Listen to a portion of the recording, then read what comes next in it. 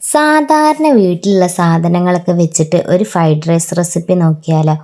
അപ്പം അതിന് വേണ്ടിയിട്ട് ആദ്യം ഒരു 3-4 മുട്ട എടുത്തിട്ട് എന്ത് ചെയ്യുക, ചിക്കി പൊരിച്ചേക്കണം കേട്ടോ. നമ്മൾ ഏതിലാണോ ഉണ്ടാക്കാൻ വിചാരിച്ചിട്ടുള്ള ഗ്രേവി അതിലെന്ത് ചെയ്യുക, ഒന്ന് ജസ്റ്റ് ഇങ്ങനെ ഇളക്കി ഇളക്കി ചിക്കിയിട്ട് എന്ത് ചെയ്യുക, പൊരിച്ചെടുക്കുക. എന്നിട്ട് അതൊരു പാത്രത്തിലേക്ക് മാറ്റിയതിന് ശേഷം പിന്നെ ആ പാത്രത്തിൽ തന്നെ നമുക്ക് എന്ത് ചെയ്യാം, ഫ്രൈഡ് റൈസൊക്കെ ആവശ്യമുള്ള ഗ്രേവി ഉണ്ടാക്കട്ടെ. അപ്പോൾ ഞാൻ വീട്ടിലുള്ള ക്യാബേജ്, ക്യാരറ്റ്, പിന്നെ ഒരു ക്യാപ്സിക്കും, കുറച്ച് വെളുത്തുള്ളിയും, പിന്നെ പയറുണ്ടായിരുന്നു കേട്ടോ. അപ്പോൾ ആ പയറിന് കുറച്ച് കുരും പയറും കൂടിയാണ് എടുത്തിട്ടുള്ളത്. പിന്നെ ഒരു കുറച്ച് ഉള്ളി എടുത്തിട്ടുണ്ട് കേട്ടോ. എന്നിട്ട് എന്ത് ചെയ്യുക, അത് നന്നായിട്ട് ഒരുമിച്ച് വാട്ടാം.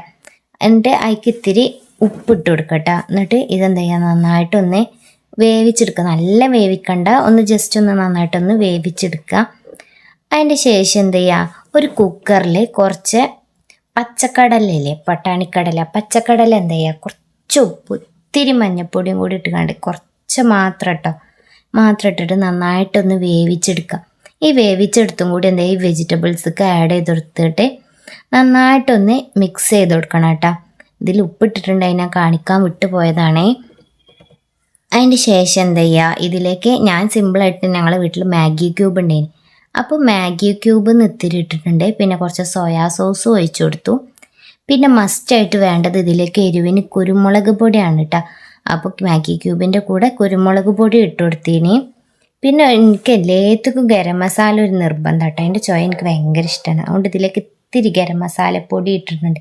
അടുമ്പോൾ നല്ലൊരു മണക്കാണ് കേട്ടോ. അപ്പോൾ അതിന് വേണ്ടിയിട്ട് എന്ത് ചെയ്തു, കുറച്ച് ഗരം മസാലപ്പൊടിയും കൂടി അതിക്ക് ചേർത്ത് കൊടുത്തിന് കേട്ടോ. അങ്ങനെ ഇതെല്ലാം കൂടി ചേർത്തിട്ട് നന്നായിട്ട് മിക്സാക്കുക. ഉപ്പിടുമ്പോൾ ശ്രദ്ധിക്കണം, മാഗി ക്യൂബ് ഉള്ളതുകൊണ്ട് മാഗി ക്യൂബിൽ ഉപ്പുണ്ടാവും. അപ്പോൾ അതിനനുസരിച്ചുള്ളത് മാത്രം ഇട്ട് കൊടുക്കുക. കാരണം ഉപ്പ് ഏറിപ്പോവും മാഗി ക്യൂബിൽ ഉപ്പുള്ളതുകൊണ്ട്. അപ്പോൾ പാകത്തിന് നോക്കിയിട്ട് അവനാരുടെ ഇഷ്ടത്തിനനുസരിച്ച് എന്ത് ചെയ്യുക, ഇട്ട് കൊടുക്കുക. ഇനി ഇതൊന്ന് അടച്ച് വെച്ചിട്ടൊന്ന് ജസ്റ്റ് ഒന്നുകൂടെ ഒന്ന് ആവി വെച്ചെടുക്കുക. നല്ല വേവിക്കണ്ട, ഒക്കെ വെന്തതായതുകൊണ്ട്. അതിൻ്റെ ശേഷം ഇതെന്ത് ചെയ്യുക, ഫ്ലെയിം ഓഫ് ചെയ്തതിൻ്റെ ശേഷം ഇതിലേക്ക് നമ്മൾ മുട്ട പൊരിച്ചാണ്ട് ചിക്കി വെച്ചില്ലേന, അതും കൂടി ഇതിലേക്ക് എന്ത് ചെയ്യുക, ചേർത്ത് കൊടുക്കുക. അപ്പോൾ ഈ സൈഡിൽ നമ്മളെ ബസ്മതി റൈസ് 1 കിലോനാണ് എടുത്തി. അപ്പോൾ ഈ ബസ്മതി റൈസും കൂടി വേവിക്കുക. ഇത് വേവിക്കാൻ വേണ്ടി ഈ വെള്ളത്തിലേക്ക് എന്ത് ചെയ്തു, ഉപ്പും അതുപോലെ തന്നെ ഗ്രാമ്പൂ, പട്ട, ഏലക്കായ് ഇതൊക്കെ എന്ത് ചെയ്തു വെള്ളത്തിൽ ഇട്ട് കൊടുത്തിന് കേട്ടോ.